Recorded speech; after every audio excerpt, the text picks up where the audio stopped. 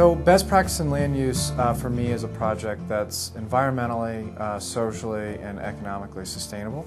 So to me, a best practice is something that really, a project that meets all three of those things.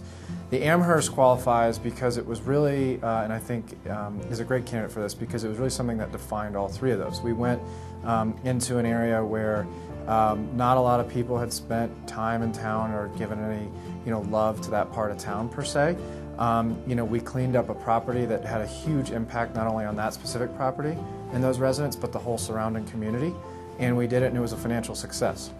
The unique part of the biggest challenge in that was the human element, and getting in there and really, like I said, rolling up our sleeves and figuring it out at almost every level. So from our involvement with the police to our involvement in just the individual story of each tenant's life, to the little things, like involving the community, the food truck program, the kids, all that stuff we had to deal with. We felt the need to provide, food for our residents, and we found a food truck, a food organization that helped us provide that for them.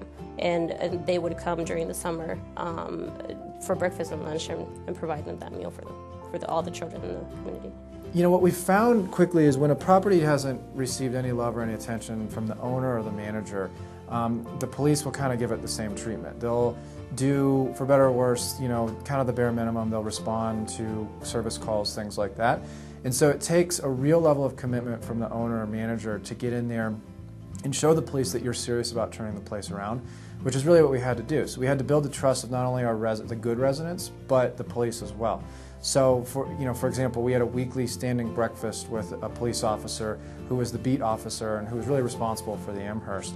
And that, through constant conversation, constant contact with him, we built a level of trust and partnership that really accelerated the turnaround of the property. Ever since we have been there, like at the beginning, there was a lot of gangs and a lot of drugs and prostitution, and it has been changed a lot since then. It's rare now.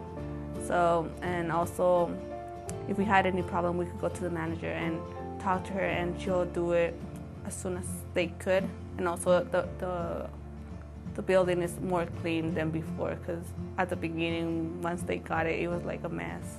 I don't think they expected me to be so involved in the community or just helping them with anything I could help them with. And especially when I did the food drive, it just changed their aspect, the whole thing with them. Our relationship, it got stronger, and they trusted more, and that's when, people would come in and want to renew. They wanted to stay there. They didn't want to leave, and when we first got there, when I first took over the property, people wanted to move out or look for, go somewhere else. Seeing the impact that our hard work can have on the hardworking group of people that live there was really rewarding. And so this project was really kind of a monetary success for us, but also kind of a personal success, and it taught us a lot of life lessons and really, was the launching pad for our company.